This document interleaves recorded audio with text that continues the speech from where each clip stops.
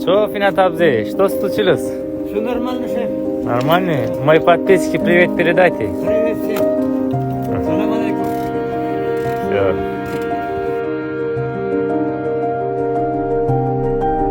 Assalamu alaykum hurmatli obunachilar. Yine keyingi sizlarga obzor etib beradigan ishimiz Stary Baltachovo degan qishloqdan bo'ldi, Ufa shahrining qishloqidan. Berimiz magazin bo'ladi, katta 18-24 razmeri. Ya magazin ya servis etaman dedi egasi. Keremzit blokdan bo'ldi, 20'ye 40'lık blokdan bo'ldi. Operatorimiz aslan yan başlarını gösterip geleveresiz.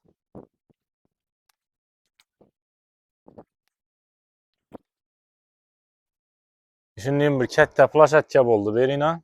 Xalasa keyin prigorodkalardan bölüp o'zi ishlayveradi. Aslan stenalarni gösterib bering.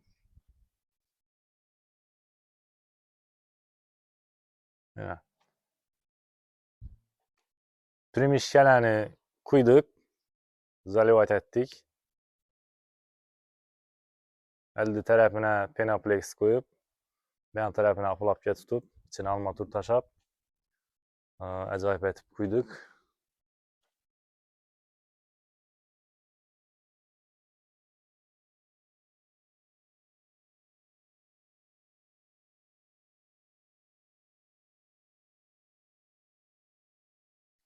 Berimizin benetliki 3,5 metr oldu dostlar.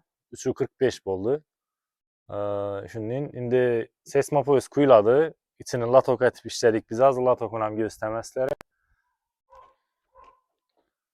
Yine dostlar içine latoku işlettirip latok işledik. Hiç kuyuladım onu. Sesmopoz kuyuladı. Şimdi katta bir tane oldu bu. Şimdi operatorumuz yine ters karat tuttu. Ese dostlar, üzeriniz video görüp baha beraber kommentarlarda fikirlerinizi bildiringlar. Videoya like basınlar, kanala обязательно подписаться etib qo'yinglar. Keyingi işlerimizden obzor etib qo'yib boramiz. Hammaga katta rahmat, sog' salomat bo'lasizlar.